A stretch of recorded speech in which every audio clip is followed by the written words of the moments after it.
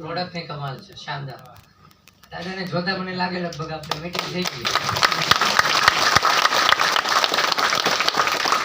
સમજવા વાળાને ઈશારો કાફી હોય.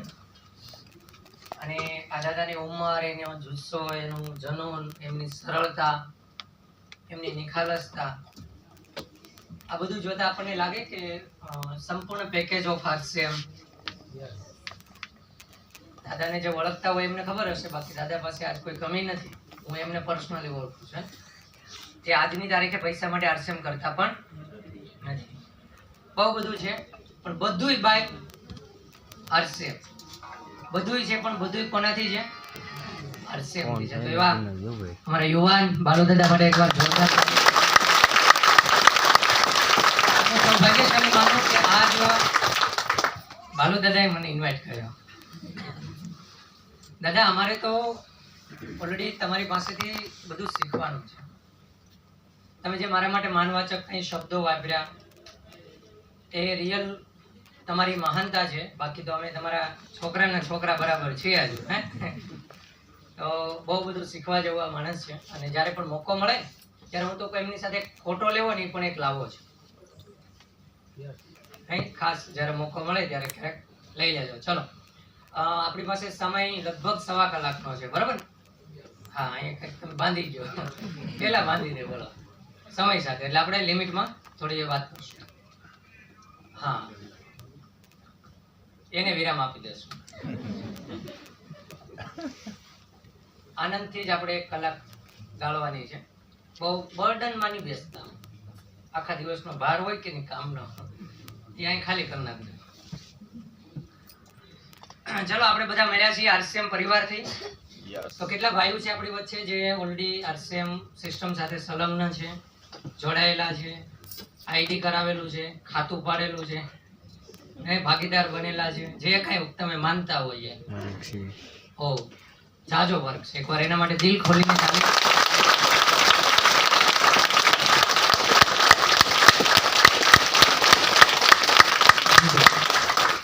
એમની સાથે નવા ભાઈ બહેન પણ આજે આવ્યા હશે.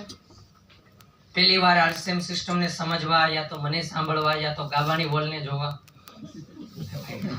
અમારા ગામડામાં આવા વોલ ન હોય. મીટિંગ અમારે રફ હોય, મતલબ ક્યાંય વાડીએ, કોઈના ઘરે, કોઈના ઢાળિયામાં, ગમાઈમાં. તો અમારા ગામડાના લોકો જે હોય ને એ પેલા તો આવો માહોલ જોવા આવે. AC માં બેહવા મળશે. તો એવાય ભાઈ બહેન હશે આપણી વચ્ચે. પહેલી વાર આવતા કોણ કોણ છે?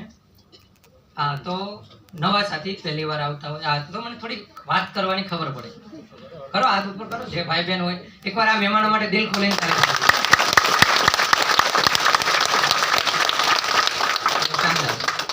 અહીંયા AC હોલ છે ને એટલે આપણને મતલબ થોડુંક ઠંડુ ઠંડુ લાગે. પાછળ સરસ મજાની ગાદી એટલે ટેકોય આપવાનું મન થાય. તો જમીન આવ્યો હોય એને જોકોય આવી જાય એવું બને બને ને. ખાસ કરીને જેને હમી હાંજમાં ઊંઘવાની ટેવ હોય એને આવું થાય. હા, આભાર. એકવાર જીતુભાઈ માટે જોરદાર તાલી થાય. પરમિનેન્ટ આવી કઈ જે લખ્યા પછી ભૂહાય જ નહીં. દાદા તમે લાવ્યા હતા? સ્ટેશનરી વાળાને ભૂલ થઈ ગઈ હતી. અમારે લેવામાં ભૂલ નથી. એને ખબર નથી કે તમે RCM ની મીટિંગ માટે લઈ જાઓ છો, નહીં તો યાર રેગ્યુલર. બરાબર. અને બાલુ દાદા જે સીતાનગર હતા, સીતાનગર થી જે નીકળ્યા, અમે હાથ કર્યો. એક તો એની ઉંમર પ્રમાણે એટલું એને સંભળાય નહીં. મેં 2-3 હાથ પડ્યા, પણ બાલુ દાદા મારી હું જોયું જ નહીં. યુવાન ન ચાલી શકે ને આટલી સ્પીડ થી બેઠા. બોલો મારી બાજુ. અને એમ કે રિક્ષામાં બેઠશે, પણ રિક્ષામાં ન બેઠા.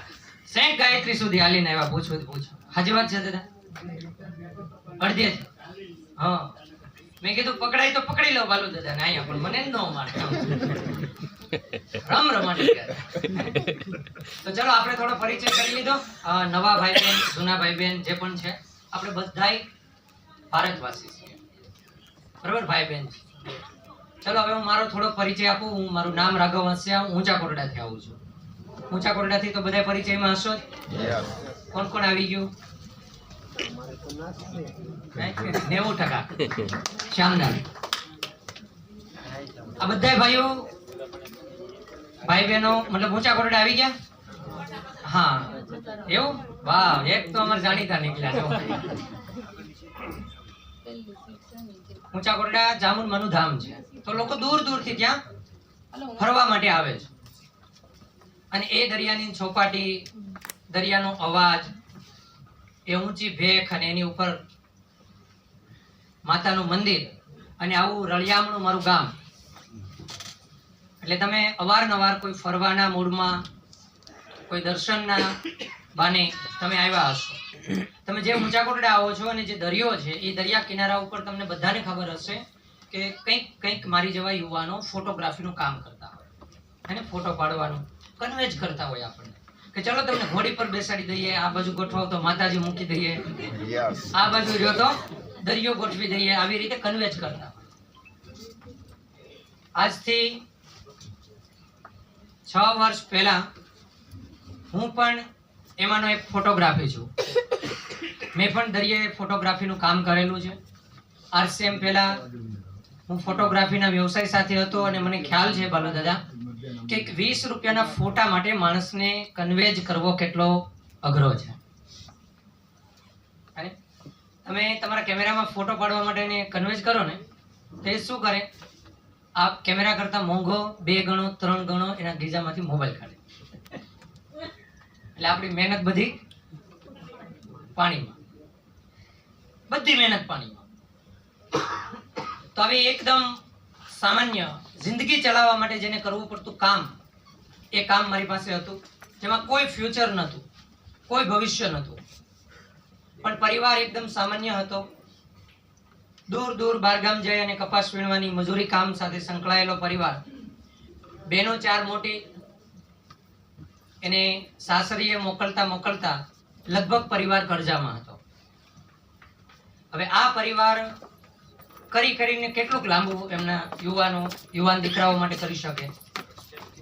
બહુ લાંબુ તો ન થઈ શક્યું, પણ જેટલું પણ કાંઈ એમણે કમાણીમાંથી ઉપજ નીકળી એમાંથી મને આગળ વધારવા માટે, ભણાવવા માટે, મારું એજ્યુકેશન આગળ વધાર્યું. મને 12 ધોરણ કમ્પ્લીટ કરાવ્યું ગવર્મેન્ટ સ્કૂલની અંદર.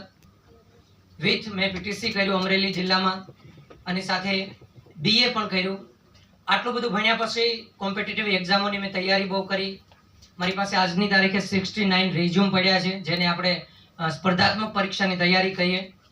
આટલી બધી એક્ઝામની તૈયારી કર્યા પછી પણ યોગ્ય સમયે યોગ્ય નોકરી ન લાગી તો એક અંદરને અંદર હું મરતો રોજ કે આટલું બધું ક્વોલિફિકેશન હોવા છતાં, આટલી બધી સારી ટકાવારી હોવા છતાં એક જોબ ન મળે તો હું અંદરને અંદર કંઈક વાર એ રીતની પીડામાં હતો. પણ પહેલેથી સપના થોડા મોટા હતા, ખ્વાહિશ થોડી મોટી હતી. અને સપનું પહેલું બધાનું એ જ હોય કે કાશ જિંદગી મોકો આપે તો મારે પણ એક અમીર માણસ, મોટો માણસ બનીને બતાવવું છે કે નહીં ભાઈ? આવું બધાનું સપનું. એવું એક મારું પણ સપનું હતું. એ વિચારોને આધીન 2020માં મને મારા બાળપણના મિત્ર, અભણ મિત્ર, દરજી કામ કરતા મિત્ર દ્વારા RCM મળ્યું અને આજ મારી સાથે છે રમેશભાઈ બારિયા. માટે પણ એકવાર અવારનવાર મને RCM સમજાવવા માટે પ્રયાસ કર્યો, RCM ની વાત કરી, એમની પણ અપલાઈનોને મારી સાથે કંઈક વાર બેસાડી, પણ આપણને એ ગળે ઉતરતું નહીં. એવા અરસાની અંદર મારી તૈયારી સાથે, ફોટોગ્રાફીના વ્યવસાય સાથે કોરોના કાળ ટચ થયો. બધાને ખબર છે કોરોનામાં માણસો આવતા થયા બંધ, આપણા ફોટા થયા બંધ. હવે કામ જ નહીં તો શું કરવું? બોલો, 500, 700, 1000 ગીજામાં આવતા હોય તો ખિસ્સું ખખડે. હવે એ બંધ થયા તો થોડો પ્રોબ્લેમ વધ્યો. એવા અરસાની અંદર હું પણ કોઈ કામની તલાશમાં હતો અને મને ભવિષ્ય માટે જો કોઈ ઉજળું પ્લેટફોર્મ મળે તો મારે એને પકડવું જરૂરી બન્યું. એવા અરસામાં જ RCM મળ્યું મને અને એક જ મીટિંગની અંદર હું RCM ને સમજ્યો. મને લાગ્યું કે મારું ભવિષ્ય આની અંદર બની શકે, હું આગળ વધી શકું, હું મહેનત કરું તો આની કંઈક ઘણી ઊંચાઈઓ ઉપર પણ હજી પહોંચી શકો આ વિશ્વાસ સાથે મેં કોરોના કાળની અંદર આરસીએમના કામની શરૂઆત કરી. આ વાત હું તમને એટલા માટે કરું છું કે આ પરિસ્થિતિ, આવી પોઝિશન અહીંયા બેઠેલા કંઈક ભાઈ બહેનોની હશે. પછી ચાહે એ હીરાના વ્યવસાયમાં હોય, કોઈ સાડીના વ્યવસાયમાં હોય, કે પછી કોઈ જોબમાં હોય, કે કોઈ પર્સનલ નાના મોટા વ્યવસાયમાં હોય. કંઈક વાર આપણી ઈચ્છાઓ હોવા છતાં પણ આપણે એ લેવલની જિંદગીને જીવી શકતા નથી.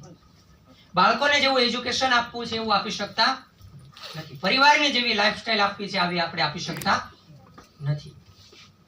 તો સેમ કંઈક પરિસ્થિતિ જેની હોય એના માટે ખાસ આ સ્ટોરી સાહેબ એને અસર કરે એના માટે મારે આ નાનકડી સ્ટોરી બતાવવી પડી. તો હવે તો